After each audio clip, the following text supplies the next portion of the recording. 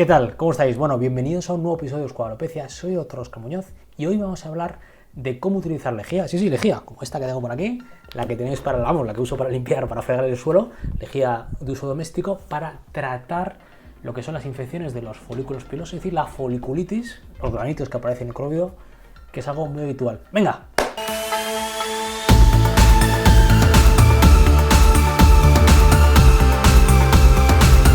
A ver, dejad que os cuente algunas cositas sobre la foliculitis, es decir, la inflamación de los folículos.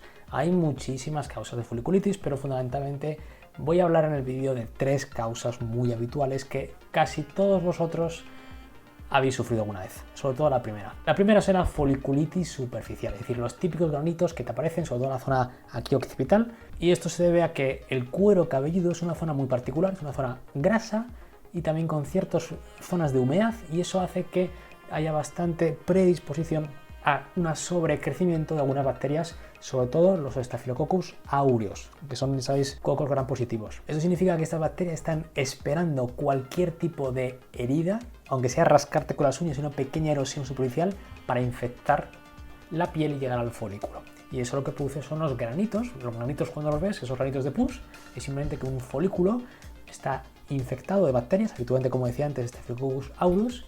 Llegan turgóbulos blancos, los neutrófilos, y lo intentan destruir. Y se crea pus, ese es el color blanco, ¿vale? La mayor parte de las foliculitis superficiales, no hay que hacer nada, se curan solas. El problema es que hay personas que tienen de forma bastante periódica. Gente a lo mejor que se afeita, gente que se rasca mucho, o gente que tiene a veces exceso también de estafilococo en áreas muy húmedas, como son las narinas, el entre la nariz, y en las axilas. Y a veces hay pues, un guarrete que se toca la nariz, y luego se rasca y se contagia. La segunda causa de foliculitis, que por cierto ya he hablado en el canal, os recomiendo que veáis el vídeo, es lo que llamamos la foliculitis crónica o acné crónico del cuero cabelludo. A diferencia de esta foliculitis superficial que os he dicho antes, que sobre todo se produce por Staphylococcus aureus, aunque a veces también por algunas bacterias como Cutibacterium acnes, el del acné, o incluso algunas bacterias gram negativas como las pseudomonas, en la foliculitis crónica o acné crónico del cuero cabelludo, que se llama igual, no sabemos muy bien por qué, y de hecho hay gente, algunos médicos, que pensamos que es como el acné, pero en vez de aparecer en la cara, aparece en el cuero cabelludo. Probablemente el origen es multifactorial. Habrá eso, infección de algunas bacterias, como puede ser el estafilococo, pero también algunas características pues, del paciente, por ejemplo, cómo queratiniza o cómo tiene más o menos cantidad de grasa. Bueno, sea como fuera, el caso es que son pacientes, habitualmente hombres, jóvenes, menos de 40 años, que tienen episodios semanales o mensuales de granos con muchísimo picor, pero una burrada de picor.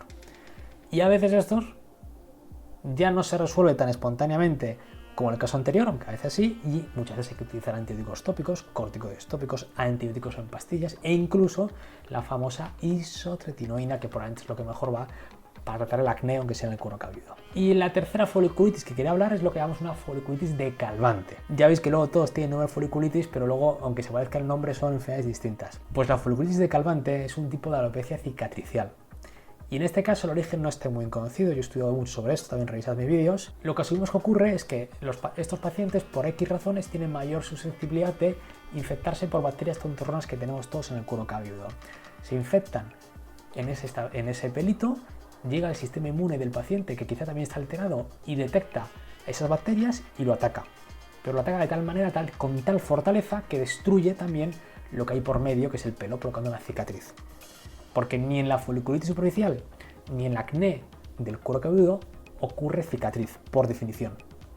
Mientras que en la foliculitis decalvante sí ocurre cicatriz, y de hecho eso significa que te puedes quedar sin pelo si no lo tratas. Vale, pues en estos 3 tipos de foliculitis, la lejía, el hipoclorito sódico, podría tener una utilidad. A ver, os cuento esto, que ya sabéis que no quiero que tengáis ideas de bomberos. La lejía tiene muchas funciones, pero es un virucida, es un fungicida, es un bactericida, es decir, destruye. El problema también que tiene la lejía, evidentemente, es que es súper irritante. De hecho, lejías que tenemos habitualmente de uso doméstico, como esta de aquí, insisto, que es la que puedes comprar y moverte en cualquier sitio, he quitado todo y se lo he dejado para hacer publicidad, aquí lo pone lejía, pues habitualmente la concentración que vais a comprar va a ser entre el 4 al 6% de lejía. Y con un 1% ya sería muy irritante para la piel, produce una dermatitis urticariforme, muy desagradable. Vale, pues los dermatólogos llevamos utilizando lejía para tratar bebés, sí, bebés, con dermatitis atópica, ¿vale? Y de hecho, la extrapolación de esto se ha utilizado en el cuero cabelludo. Yo esto, de hecho, en ocasiones lo utilizo en el pelo. A ver, lo que quiero con la lejía en el paciente es que reduzca la carga bacteriana, fundamentalmente. Incluso quizás fúngica, pero sobre todo bacteriana. Es decir, intento, sin ser un antibiótico, que tenga cierta función, digamos, biocida, es decir, que se carguen las bacterias y que no me hagan resistencia. Que sea algo que sea cómodo para el paciente, que sea barato, es decir, como que todo el mundo gane. El paciente está contento y si el paciente está contento, yo estoy contento, evidentemente. El problema de esto, que os conté la dilución, es que hay que hacerlo bien y tampoco hay que centrarse en el fracaso, si no funciona. A ver, el uso de la lejía para el cuero cabelludo tiene que hacerse de forma periódica, ¿vale? Generalmente yo recomiendo 1 y máximo 2 veces a la semana, más no. Aquí el quid de la cuestión es conseguir el porcentaje, es decir, la concentración que nos interesa la lejía para que actúe sobre las bacterias, pero que no sea lo suficiente para irritarnos o para no irritarnos mucho. Y esto más o menos lo tenemos estudiado y es 0.005%. Eso es muy poquito. Fijaos, insisto, tengo aquí la lejía. Esto está más o menos, insisto, al 5%. Nunca utilicéis para vuestro cuerpo, que luego vayáis a diluir, por supuesto, más allá del 6%. Generalmente se venden todas entre el 3 al 6% de concentración. Vale, pues esa concentración hay que diluirla muchísimo más para llegar a ese porcentaje que os decía previamente. Esto, cuando es en nuestro cuerpo, es muy fácil. Yo, por ejemplo, hace muchísimos años, cuando veía niños con dermatitis, le recomendaba a los papás, pues típica cuchara con lejía, tirarla a la bañera, y una bañera llena, que son muchísimos litros, de forma que mientras que al niño no le entrara en la cara, no había problema y la dilución era muy bajita. Pero evidentemente para limpiarte el oído, pues no te vas a hacer llenar una bañera.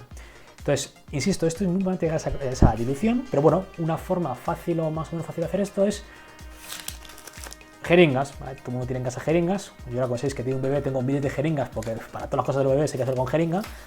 Y mi recomendación es sacar 1 mililitro de la lejía que tengáis y diluirlo en 1 litro, ¿vale? Típica botella de 1 litro de agua, se diluye para intentar llegar más o menos a la concentración de 0.005%, que es muy bajita.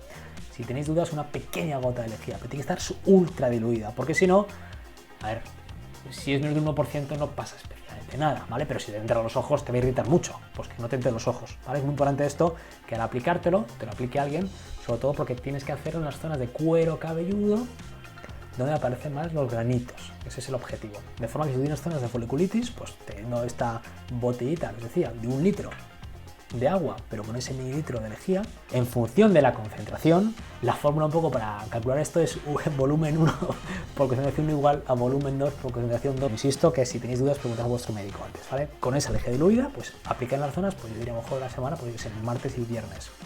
Si pasados 3 semanas ayuda bastante, pues es algo que se puede hacer de forma periódica, intentar limitar el uso de antibióticos. Esto, por cierto, se puso en moda para tratar la alopecia calcificada, la de Calvante, hace un par de años en Estados Unidos. Es algo muy curioso, ¿vale? La lejía, aunque bueno, se utilizaba los dermatólogos durante muchísimo tiempo ya. Así que chicos, lejía es una opción, no hagáis burradas, ya os he dicho la concentración. Si tenéis dudas, preguntad a vuestro médico o no lo hagáis, siempre y cuando no tendréis la cara, no debería haber mayor problema. Pero no seas mendrugo, si tenéis dudas no lo hagas. Mi opinión, esto lo he mandado en ocasiones. También a veces incluso o lejía o clorhexidina. Hay algunos jabones o champús que llevan clorhexidina, que es otro antiséptico, que ya viene preparado y bueno, igual, mientras no te entre en los ojos o en los oídos, no habría mayor problema. Un poco por gustos. A veces yo recomiendo usar clorhexidina, por ejemplo, para las axilas en pacientes que a lo mejor tienen mucha foliculitis porque a veces se contagian porque se tocan. Lejía puede ser útil, sobre todo en pacientes que a lo mejor calculan bien las diluciones para que se lo apliquen de forma periódica y puede ser cómodo, 1 o 2 veces por semana como mucho. He tenido respuesta de todo tipo. Yo creo que los pacientes que mejor se lo aplican sí que ayuda a secar, tiene cierta capacidad astringente, seca ante las lesiones y sí me parece que se resuelve ante la foliculitis. Y luego hay pacientes que evidentemente a lo mejor lo hacen y no le funcionan, pues que nunca sé si es que lo han hecho bien porque no es tan fácil aplicártelo. Se aplica, vamos, fundamentalmente por si tienes con una jeringa de nuevo, te lo aplicas, quita unos guantes, no pasa nada con tus manos tampoco, sinceramente, si luego te lavas, te lo aplicas bien y que en el cuero cabelludo que luego se seque, sin más. Y a algunos pacientes les ha ido bien, y a otros pacientes quizás les ha ido menos bien, yo creo también porque a lo mejor se lo ha aplicado peor.